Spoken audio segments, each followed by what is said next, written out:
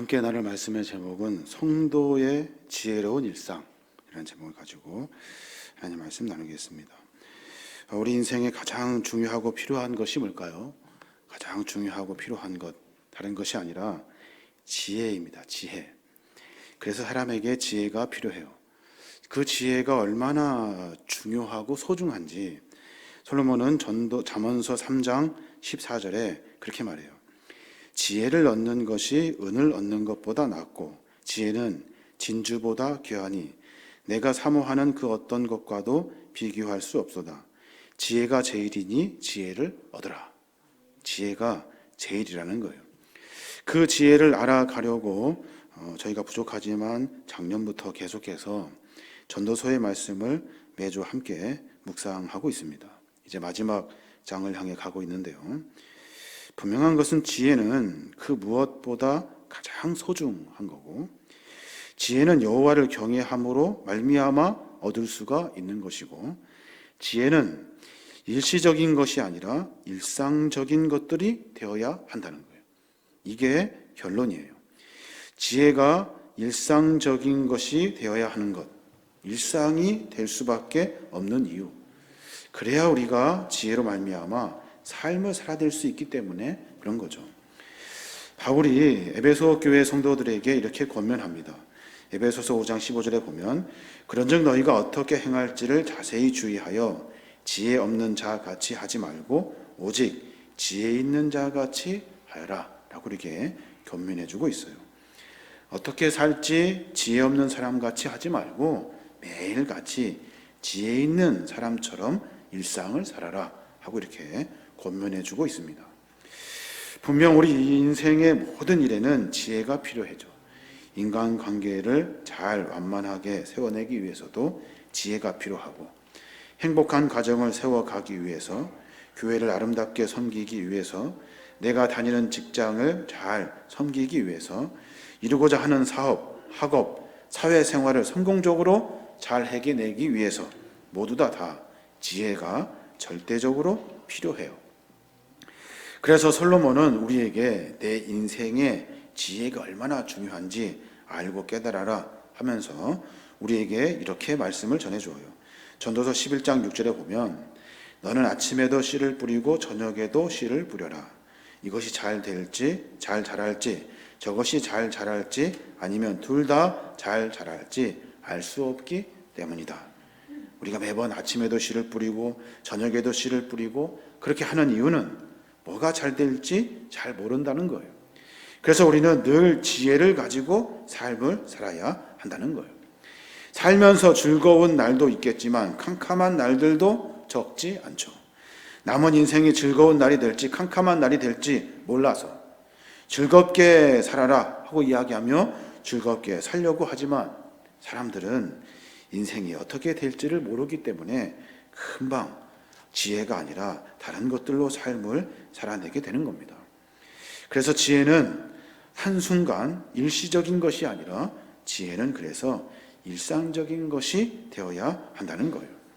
전도서 11장 5절에 보면 바람이 어떻게 불며 태아가 어떻게 자라는지 알 수 없듯이 만물의 창조자이신 하나님의 일도 이해할 수가 없다. 잘 모르는데요. 삶의 원리를 잘 모르는데요. 그래서 우리는 늘 지혜가 필요하다는 겁니다. 바람이 어디서 부는지 태아가 어떻게 자라는지 알 수 없어요. 하나님이 어떻게 일하실지도 우리가 가늠할 수가 없어요. 그래서 지혜를 가지고 일상을 살아야 한다는 겁니다. 이 본문의 말씀을 가만히 읽고 묵상하면 무슨 말인지는 알겠어요. 그런데 질문이 생겨요. 그러면 도대체 지혜를 가지고 산다는 것이 무언가?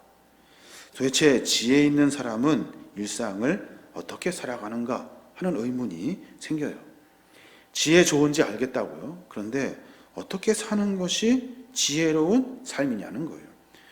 오늘 그 이야기를 솔로몬이 우리에게 해주어요. 어떻게 하루하루를 일상의 삶을 후회 없는 지혜의 인생으로 살 수 있는지 우리에게 가르쳐 주어요. 첫 번째가 뭐냐면 지혜로운 자의 사람들은 다른 것이 아니라 나누면서 살 줄 안대요. 나누면서. 저는 이 본문의 말씀을 읽으면서 참 엉뚱하다 하는 생각이 들어요.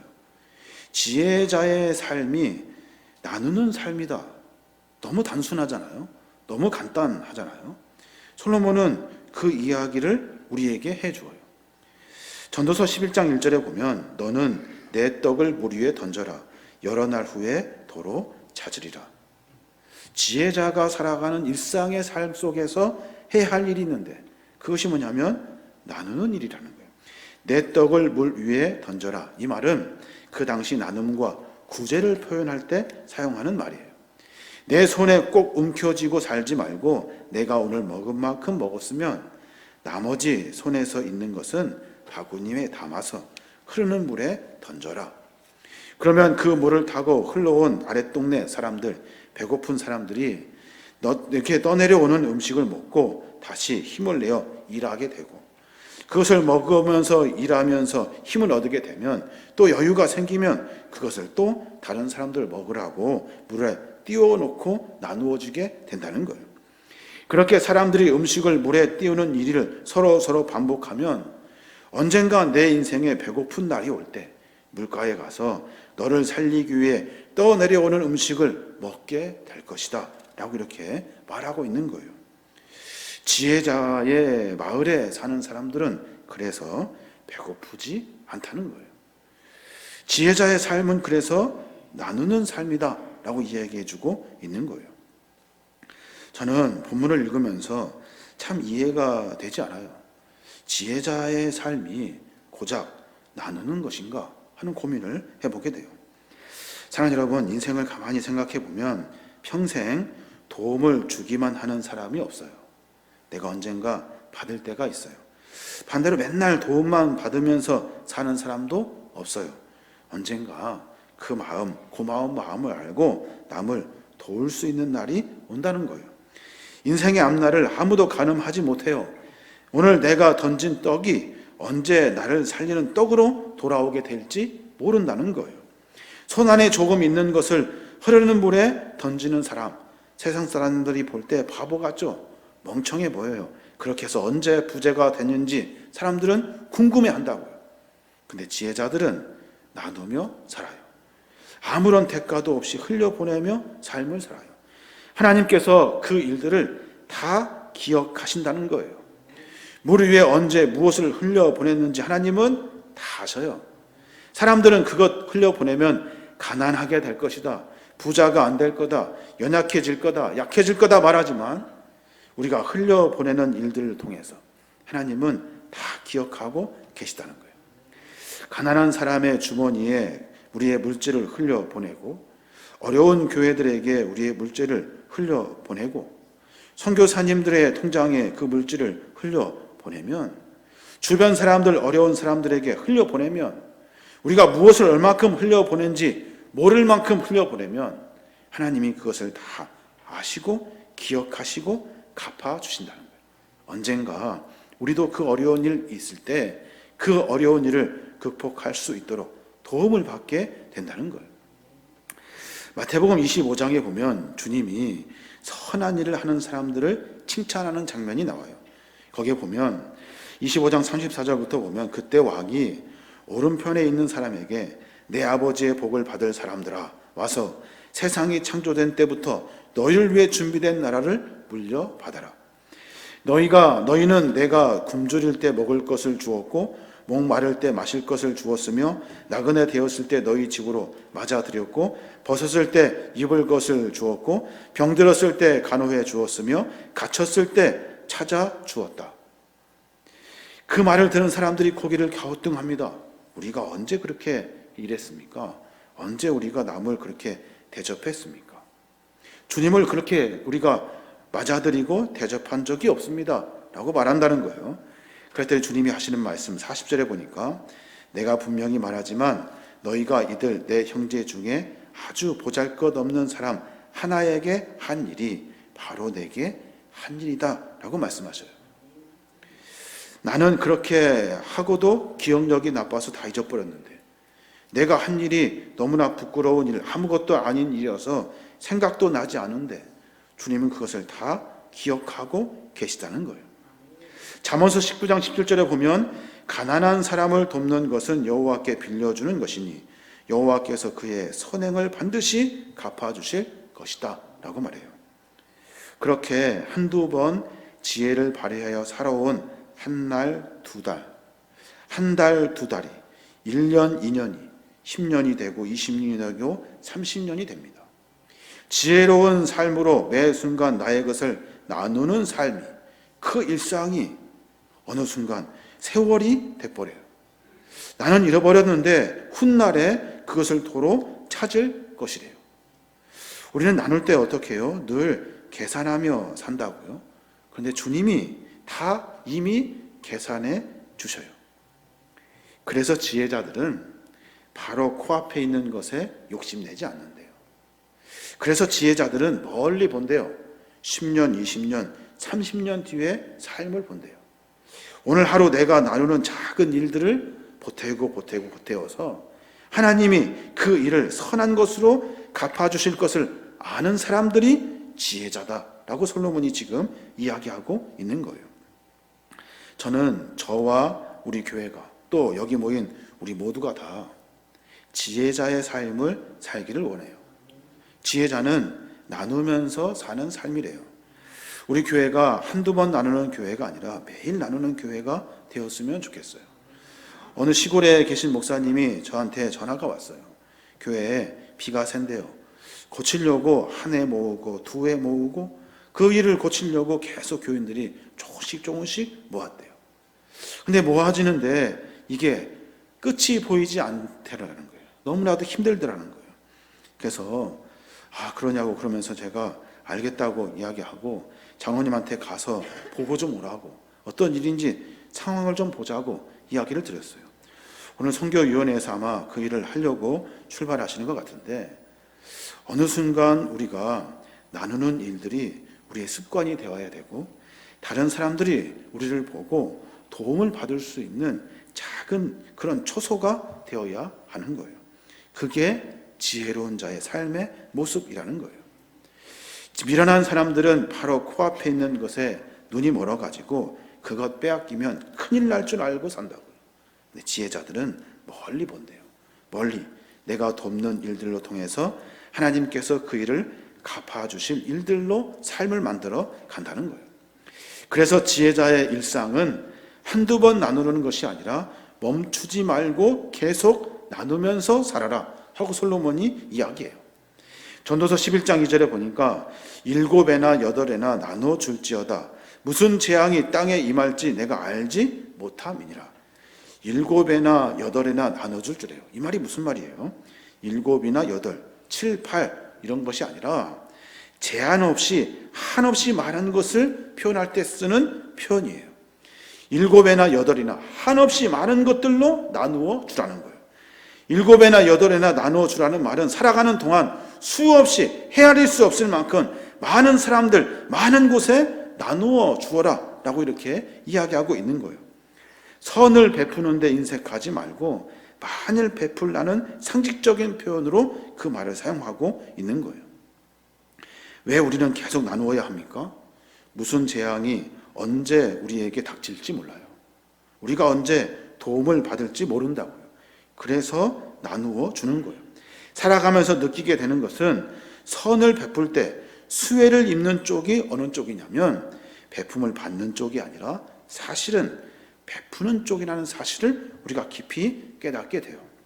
사도 바울도 마찬가지예요. 예수님께서 말씀하셨던 주는 것이 받는 것보다 복이 있다라는 말씀, 그 말씀을 사도행전에 반복해서 우리에게 말해주고 있어요. 사도행전 20장 35절에 보면 이처럼 내가 모든 일에 모범을 보였으니 여러분도 주는 것이 받는 것보다 복이 있다는 주 예수님의 말씀을 기억하고 열심히 일하여 약한 사람을 도우십시오 라고 말해요. 주는 것이 받는 것보다 복이 있대요. 누가복음 6장 38절에는 그래서 주님이 그렇게 말씀하셔요. 주어라 그러면 너희도 받을 것이니 너희에게 누르고 흔들어 넘치게 부어 주실 것이다. 너희가 남에게 대어주는 것만큼 되돌려 받을 것이다.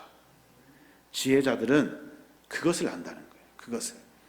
미련한 사람들은 코앞의 이익을 보고 가지려고 욕심을 내는데 지혜자들은 조금 멀리 볼 줄 안다는 거예요. 내가 도운 한 사람에게 필요한 도움이 올 것이라고 기대하면서 돕는 것이 아니라 그냥 습관적으로 나도 얼마큼 도운지 모를 만큼 돕으며 삶을 살아가는 거예요. 사람들 말하죠. 돈이 있어야 돕고 돈이 많아야 돕고 그래야 가능한 일 아닙니까? 라고 말해요. 여러분 그렇지 않아요. 남을 돕는 것은 돈이 아니라 마음이 있어야 돼요. 마음이. 그래야 돕는 거예요. 제가 부목사로 여기 있을 때 사라클럽 예배 인도하러 한 달에 한 번씩 갑니다. 사라클럽이 우리 교회에서 제일 나이 많이 드신 여신도 회원들이 모인 클럽이잖아요. 거기에 가서 예배 드리고 오면 권사님들이 저에게 사탕을 막 하나씩 다 주셔요. 사탕을. 그 예배 한번 드리고 오면 호주머니에 사탕이 그냥 빵빵해요. 그분들이 저 먹으라고 사탕을 이렇게 주시지만 사실은 저보고 주시는 것이 아니에요. 그분들이 가만히 보면 사탕 나누는 것이 일이에요. 일. 나누는 것이 얼마큼 큰 기쁨인지 아시는 분들이 나눈다고요. 저에게 주신 것이 아니라 다른 많은 사람들에게도 그 일을 하셔요. 지금은 내가 나이 들어서 가진 것이 없어서 작지만 어떻게든지 나누려고 하시는 마음이 그 안에 있어요. 지금은 그분들 다 돌아가셨어요. 아마 그분들 저에게 사탕 준 것 기억 못 하실 거예요. 근데 저는 기억나요. 그분의 그 마음, 그 사랑을 제가 기억이 나요. 지혜자는 그래서 그 마음을 쫓아 살아가는 사람들이래요. 그 마음 나누는 것이 얼마나 기쁨의 일인지를 알고 쫓아가는 사람들, 7이든 8이든 어떻게든 나누려고 하는 사람들, 그 사람들이 지혜자다라고 성경은 말하고 있는 거예요. 내가 언제 누구를 도왔는지 기억도 못할 정도로 나누고 또 나누고, 내가 누구를 도왔는지 모를 만큼 구제하고 또 구제하고, 그것이 습관화되는 것이 지혜자의 삶의 모습이라는 거예요. 우리의 나눔을 막는 가장 큰 실수가 뭐예요? 가장 큰 미련함이 뭐예요? 그것이 뭐냐면 어제 했기 때문에 안 하는 거예요. 어제 했기 때문에. 어제 내가 헌신했잖아. 어제 내가 도왔잖아. 지난번에 내가 했잖아. 하는 그 생각이 우리의 헌신의 기회를 막아요. 우리의 마음을 닫아버리게 해요. 여러분 그것은 하나님의 마음이 아니에요. 돕고 내가 잊어버리고 매번 반복적으로 습관하는 것이 하나님의 마음이에요. 그래서 성경은 가능하면 멈추지 말고 평생 나누면서 살아래요. 이게 나눔의 방법이고 지혜자의 삶의 모습이에요. 우리가 성경을 매번 나누면서 살아라 하는 그런 말씀, 우리의 삶 속에서 계속해서 그 말씀이 우리 안에 새겨져요. 구제는 어떻게 합니까? 구제. 오른손이 하는 것을 왼손이 모르게 하는 것이 구제라고 성경이 나와요. 저는 오늘 그 본문을 좀 다르게 읽고 싶어요. 마태복음 6장 3절에 보면 너는 불쌍한 사람들을 도울 때 오른손이 하는 것을 왼손이 모르게 하여 너의 착한 행실이 남의 눈에 띄지 않게 하라. 그러면 은밀히 보시는 내 아버지께서 갚아주실 것이다. 아무도 모르게 하라는 거죠. 오른손이 하는 걸 왼손이 모를 리가 없잖아요. 그런데 모르게 하래요. 저는 오늘 그 본문을 다르게 읽고 싶은데 오른손이 남을 도왔다고요. 그런데 도울 일이 또 있어요. 그 오른손이 도우려고 또 하는데 오른손이 기억을 해요. 지난번에 도왔잖아. 그러니까 안 해도 돼 하는 마음이 우리 안에 들어요. 그런 때는 어떻게 해야 됩니까? 내가 가지고 있는 달란트로 남을 돕고 또 도울 때 그 오른손이 도왔던 것이 기억이 나면 도왔던 것을 기억 못하는 왼손이 도우면 돼요. 왼손이. 그러니까 남을 도울 때 매번 우리는 계산을 하면서 돕는다고요. 하나님은 계산하는 것을 싫어하셔요. 남을 도울 때는 한없이 계속 도와주기를 원하셔요.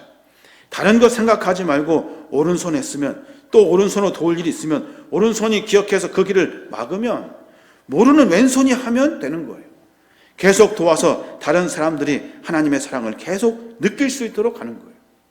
그래서 솔로몬은 7이 됐든 8이 됐든 계속해서 도우라는 거예요. 그 도움의 삶으로 말미암아 지혜자는 그 은혜를 알고 그 기쁨을 안다는 거예요. 7이든 8이든 숫자를 세는 것이 아니라 계속해서 반복적으로 돕는 것, 그것이 지혜자의 삶이라는 거예요. 또 하나, 지혜자가 왜 삶을 살아내면서 나누는 삶을 살아야 하냐면, 세상에서 가장 미련한 사람이 누구냐면 움켜쥘 수 있다고 생각하는 사람이 미련한 사람이라는 거예요. 움켜쥘 수 있다고 생각하는 것, 그것이 가장 큰 비극이래요. 오늘 전도서 11장 3절에 보면 구름에 비가 가득하면 땅에 쏟아지며 나무가 나무로나 북으로나 쓰러지면 그 쓰러진 곳에 그냥 있으리라 라고 말해요. 이 말이 무슨 말이에요? 하늘에 있는 물을 구름이 다 차지하고 소유하려고 다 구름이 끌어모아요. 그런데요, 그 물을 구름이 다 품지 못합니다. 결국에는 구름 보따리가 터지게 되고 땅에 비가 쏟아져서 구름에게는 물 한 방울도 남지 않는다는 거예요. 품고 내 것이라고 하면 터지고 깨져 버려서 쏟아져 버리게 된다는 거예요. 나눔은 깨지기 전에 주시는 하나님의 마음, 그 감동으로 나누면 되는 거예요.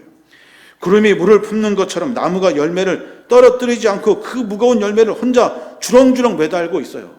그러다가 작은 바람에 그 나무를 쓰러뜨려 버린다고요. 가지를 분질러 버려요. 가지려고 가질 수 있다고 다 주렁주렁 열매를 다 끌고 안고 있다고요. 그러면 그 나무는 그 열매를 끌어안고 쓰러져 버려요. 결국엔 어떻게 돼요? 결국에는 그 나무는 절대 열매를 맺지 못해요. 나무는 뭐예요? 나무는 열매를 맺었으면 그 열매를 땅에 떨어뜨려야 돼요. 배고픈 사람 먹게 해야 돼서 그래야만이 다른 사람들이 먹고 배가 부르고 그래야만이 그 나무는 또 다른 열매를 계속 맺을 수 있게 되는 거잖아요.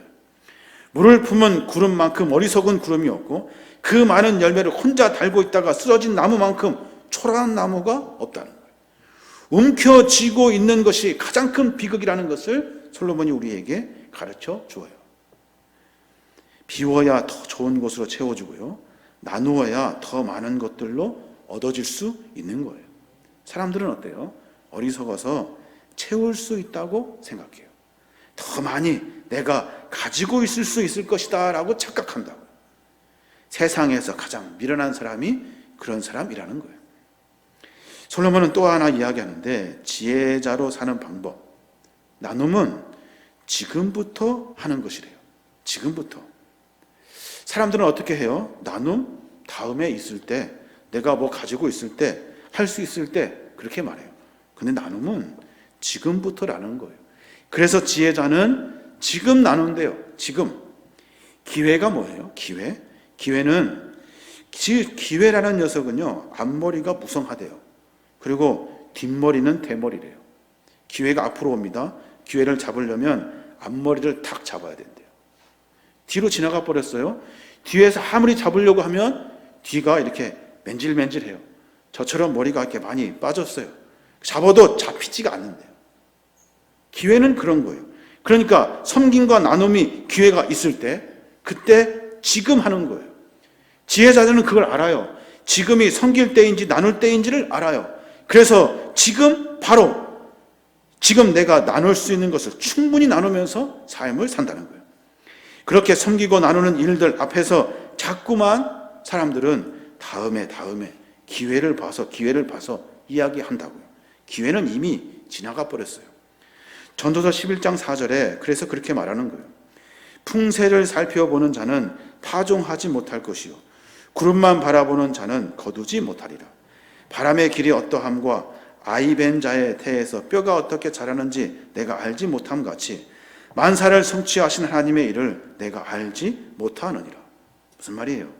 매일매일 파종할 때가 이때인지 아닌지를 풍세만 살피다가 세월 다 보낸다는 거예요. 가을볕이 뜨거워요. 그래서 낯들고 추수를 해야 되는데 조금 구름 끼면 조금 시원해지니까 구름 오면 합시다 하면서 하늘 쳐다보고 기다린다는 거예요. 그러면 구름만 보고 있다가 갑자기 비가 와요. 그래서 거두어 들여야 될 것을 거두지 못한다는 거예요. 나눔은 언제 해야 돼요? 지금 해야 돼요. 지금 당장 기회 있을 때 하는 것이 아니에요. 지혜자는 그것을 너무나도 잘 안돼요. 마음에 감동이 있을 때, 내 마음 가운데 나누고 싶은 마음이 생길 때 다음에 해야지, 처지 보고 해야지 하는 것이 아니라 지금 나눈다는 거예요. 인간의 지식이 얼마나 무한하지, 많은지, 얼마나 미련한지, 한계가 있는지 우린 너무나 잘 알아요. 내일 일을 아무도 몰라요. 아무도. 어떻게 될지 아무도 몰라요. 그래서 인간은 미련하다는 거예요. 지혜를 가진 사람들은 그래서 오늘을 살아요. 오늘. 나눔은 젊은 때나 노년 때나 관계없이 내가 지금 살고 있는 현재, 지금 하는 것이 나눔이에요. 하늘에 씨를 뿌리고 저녁까지 손을 놓지 말라는 말처럼 우리는 어떻게 될지 몰라요. 그러니까 매번 오늘을 삶을 충실하게 살아야 하는 거예요. 인간의 가장 큰 무지는 내일 일을 알지 못한다는 사실. 그래서 지금 하는 거예요. 지금. 먼 훗날 주님은 우리에게 물으실 거예요. 얼마 모아 가지고 왔느냐? 묻지 않으셔요. 주님 질문이 뭐예요? 얼마큼 나누면서 살았느냐라고 물으실 거라고요. 그 질문에 우리가 답할 수 있어야 하는 거예요. 저는 지혜자가 어떻게 하루하루를 살까 생각해 봤어요. 신문 보고, 책 보고, 공부하고, 투자하고, 배우고, 또 배우고, 도사처럼 시험 그리고. 저는 그렇게 살 줄 알았다고요. 근데 지혜자 어떻게 살아요? 지혜자는 나누면서 산대요. 나누면서. 대단한 것이 아니에요. 나누면서 산대요. 여러분 참 신기하지 않습니까? 성경이 말하는 지혜자의 일상, 나누면서 사는 거예요. 참으로 시시하지 않습니까? 근데 사람들이 제일 안 되는 것이 나누는 거예요. 지혜가 없으면 나눌 수가 없어요. 마태복음 19장에 보면 한 부자 청년이 예수님께 옵니다. 예수님, 제가 무엇을 해야 영생을 얻겠습니까? 물어요. 그랬더니 예수님이 그에게 되물어요. 내가 계명들 다 지켰냐? 예, 잘 지켰습니다. 어릴 때부터 착착착 잘 지켰습니다. 그래? 그러면서 예수님께서 하시는 말씀, 살인하지 말아라, 간음하지 말아라, 도둑질하지 말아라, 거짓 증거하지 말아라, 내 부모를 공경하라, 내 이웃을 내 자신과 같이 사랑하라. 다 지켰니? 예, 지켰습니다. 부족한 것이 뭐가 있습니까? 라고 청년이 되물어요. 그랬더니 예수님께서 그 청년에게 하시는 말씀, 아 그래? 그러면 내 재산을 다 팔아서 가난한 사람들에게 나누어 주어라.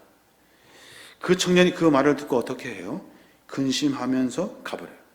왜 갔을까요? 왜? 베푼 돈이 아까워서? 아니요. 그의 인생의 삶의 중심에 욕심이라는 것이 삶을 끌고 가기 때문에 그래요. 여러분, 사람이 욕심 때문에 살인합니다. 욕심 때문에 도적질합니다. 욕심 때문에 거짓말 하잖아요. 욕심 때문에 부모 버립니다. 욕심 때문에 간음하는 거예요. 욕심 때문에 이웃 미워합니다. 욕심을 버리지 못하면 계명 지킬 수도 없어요. 지키지도 않았고 지킬 수도 없어요. 지금은 아닌 것 같죠? 근데 그 청년의 마음에는 욕심이 있어요. 탐심이 있다고요. 앞으로 살아가는 모든 삶 속에서 그 욕심 때문에 계명을 지킬 자신도 없고 앞으로 지키지도 않았다는 사실을 깊이 깨달았다는 거예요. 욕심 때문에 생기는 일, 그 일들이 있으면 그 청년은 금방 상일을 합니다. 금방 살인해요. 욕심 때문에 뭐든 일이 생기면 그 청년 금방 간음합니다. 욕심이 생기면 도적질하고, 욕심이 생기면 거짓말하고, 욕심이 생기면 이웃도 미워하고, 욕심이 생기면 부모도 버리고, 아니 부모도 죽여버려요. 내 마음에 욕심이 가득하기 때문에 그래요. 그래서 지혜자는 욕심을 덜어내기 위해서, 내 안의 욕심을 버려내기 위해서 나누는 삶을 습관화시킨다는 거예요. 여러분 자신 있습니까? 한 치 앞도 모르는 우리 인생이잖아요. 욕심이 앞서고 있다면 우리는 언제든지 신앙도 믿음도 계명도 하나님도 버릴 수 있어요. 여러분 욕심 앞에 계명 지킬 자신이 있습니까? 저는 없어요, 사실. 욕심 때문에 내가 믿음도 신앙도 버릴 것 같아요. 그래서 지혜자는 어떻게 살아요? 습관으로 살아요. 습관이 뭐예요? 계속해서 나누면서 사는 거예요. 내가 가지고 있는 것은 어떻게든지 나누며 사는 거예요. 어느 순간 욕심이 나를 지배하는 순간이 왔을 때 내가 계명을 지키며 하나님 말씀에 바르게 살기 위해서 매번 나누는 습관으로 삶을 바꿔야 하는 거예요. 욕심이라는 놈이 어느 순간 나를 지배할지 모르니까. 그 욕심이 내 안에 들어오면요, 살인한다고요. 간음하고 도둑질하고 거짓말하고 매 순간마다 그렇게 산다고요. 자신 있습니까? 사람 자신할 수 없어요. 그래서 지혜자는 그 마음이 생기기 전에 나눈대요. 사랑하는 여러분, 욕심 앞에 계명 지킬 자신 아무도 없어요. 장담하지 마십시오. 그래서 내 떡을 물 위에 던져 나누어 주고 7, 8에게 제한 없이 계속해서 나누어 주어야 하는 거예요. 물을 푸른 구름처럼 모으다 쏟아져 아무것도 없이 사라지는 구름처럼 살지 말고, 열매 품은 나무처럼 주렁주렁 다 가지고 있다가 작은 바람에 가지가 부러져서 다시는 열매 맺지 못하는 나무처럼 살지 말고, 풍세만 살피다가 기회 놓치지 말고 지금 하루하루 마음에 감동 주실 때, 내가 나눌 수 있는 여유 있을 때 그때 나누라는 거예요. 그것이 습관이 되지 않으면 욕심이 내 안에 자리를 잡습니다. 그러면 그 욕심 때문에 계명이요? 아니에요. 신앙도 믿음도 아버지도 친구도 자식도 다 죽여요. 그게 욕심이라고요. 그래서 지혜자는 그걸 알아요. 그 욕심이 얼마나 무서운지 알아요. 그래서 지혜자의 일상은 나누는 거래요. 저는 공부 많이 해야 되는 줄 알았어요. 그것이 아니래요. 나누는 것이 지혜자의 삶이래요. 하나님께서 우리 인생을 되돌아보게 하셔요. 여러분, 지혜롭게 살고 싶습니까? 저는 지혜롭게 살고 싶어요. 지혜 얻어가지고 더 높아지고 싶고 더 많이 갖고 싶어요. 다른 사람들 더 부리고 싶어요. 지혜 가지고 더 크게 일하고 싶어요. 저는 그래서 지혜를 구했다고요. 하나님은 그거 원하지 않으셔요. 그 지혜는 아니에요. 가짜예요. 내 안에 욕심이 생기면 아무것도 아닌 거예요. 우리의 신앙을 점검하셔야 돼요. 솔직해지셔야 돼요. 그래서 우리는 욕심 앞에 무너지는 연약한 존재예요. 그래서 사람은 밀어난 거예요. 누가 가장 지혜로운 사람입니까? 아무것도 없지만, 반찬도 없고 가진 것도 없고 아무것도 없어요. 그런데 누가 오면 그렇게 나누어줘요. 여러분, 어르신들이 그렇게 살잖아요. 고생을 맛본 사람들이 그렇게 살아요. 그렇게 사시잖아요. 그게 지혜예요. 그게 자꾸 모으려고 하고 가지려고 하고 그것처럼 미루는 사람이 없다는 거예요. 그래서 어른들은 왜 그렇게 나누시는가? 왜 지혜 있는 사람들은 왜 계속해서 자기도 없으면서 계속 나누어 주는가? 작지만 아무것도 아닌 것 같은데, 부끄럽고 창피할 것도 같은데 계속해서 나누어 주시는가? 왜 그래요? 지혜롭기 때문에 그래요. 지혜롭기 때문에. 그 지혜가 우리 안에 있어야 돼요. 그래야 지혜를 가지고 삶을 살 수 있어요. 하나님께서는 우리 인생에 시마다 때마다 지혜의 일상을 살기를 원하셔요. 지혜 거창하지 않아요. 나눌 수 있는 것이 지혜예요. 어떻게든 나눌 수 있는 것이 지혜예요. 그 지혜를 우리가 소유하며 삶을 살아야 하는 거예요. 누가 지혜 있는 사람입니까? 똑똑한 사람? 아니요. 어떻게든 나누려고 하는 사람이 지혜 있는 사람이에요. 그 지혜를 가지고 삶을 살아야 하는 겁니다. 여러분, 어렵지 않아요. 복잡하지 않아요. 저는 굉장히 어려울 줄 알았어요. 그런데 간단하더라고요. 나누는 것이 지혜자예요. 나는 지혜자인가? 지혜자 축에도 못 들더라고요. 그래서 부끄러워요. 여러분, 지혜로 삶을 살아내시길 바랍니다. 우리 인생길마다 시마다 때마다 지혜의 일상을 살아내서 인생길을 보다 더 큰 많은 복을 받아 누리시길 바랍니다. 지혜의 삶으로 말미암아 우리 인생이 하나님의 지혜를 알고 깨달아서 세상의 지혜가 아니라 하나님의 지혜로 더 풍성하게 되시길 바랍니다. 그 은혜가 저와 여러분에게 함께 하시길 주님의 이름으로 축원합니다.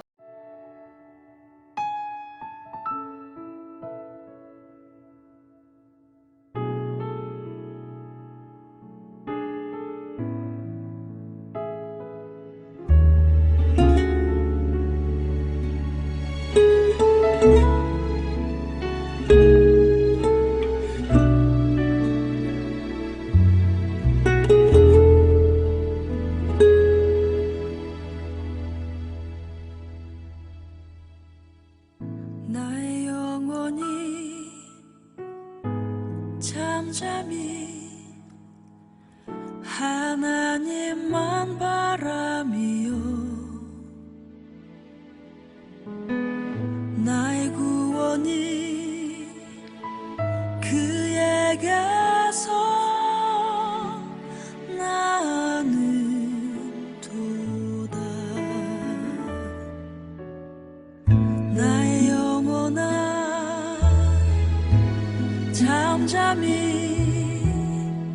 하나님만 바라라.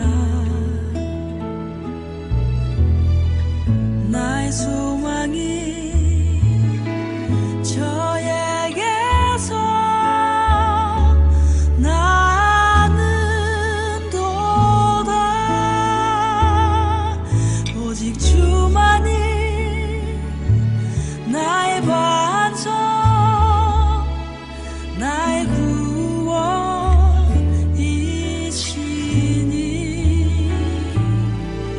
오직 주만이 나의